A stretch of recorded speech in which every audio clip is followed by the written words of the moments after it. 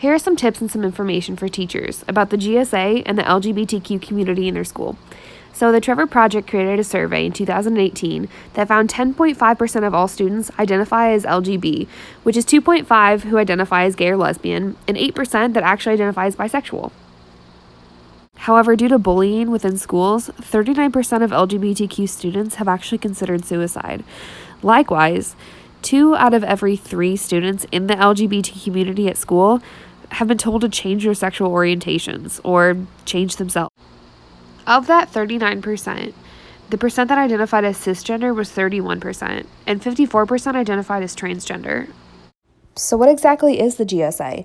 The GSA is a gay-straight alliance, and it's a student-led organization that's intended to provide a safe and supportive environment for lesbian, gay, bisexual, transgender, and even their cisgender allies.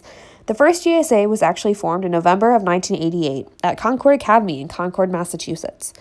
In a survey done by the Gay, Lesbian, and Straight Education Network, 96% of all LGBTQ students could identify at least one adult in their school who was supportive of students of varied sexual orientations and gender identities.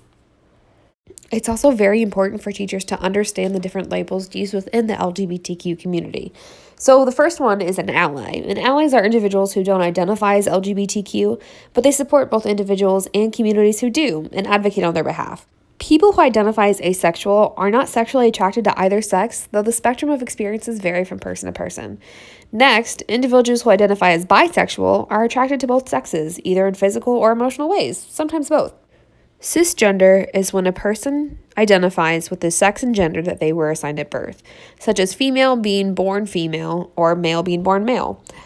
Next is closeted. So an LGBTQ individual is closeted when they haven't revealed their sexual orientation or gender identity publicly.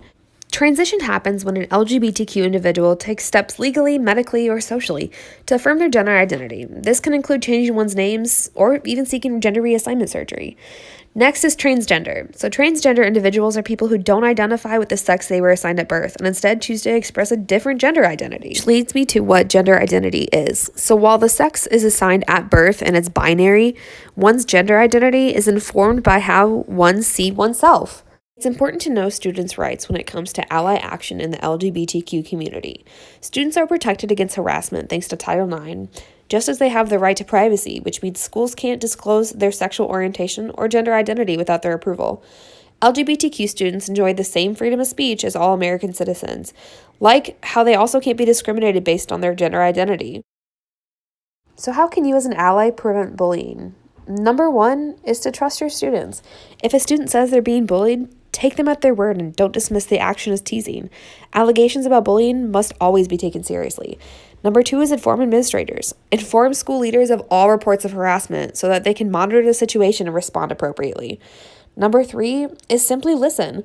If a student tells you that they've been harassed for their sexual orientation and/or their gender identity, listen without judgment. Number 4 is connect students to resources. So students who have been bullied may not be aware of school services that could help, like counseling or therapy. Make sure students have all the information they need to access as to support. Number 5 is be in the know. Teachers should learn how to recognize and respond to the warning signs of bullying in all its forms. And finally, number 6 is intervene. If you see a student being bullied or harassed, take action immediately. Targeted students need to know that those around them will intervene, and bullies need to know their actions won't be tolerated. All this information should help you create an inclusive classroom for your LGBTQ students. Thanks for watching.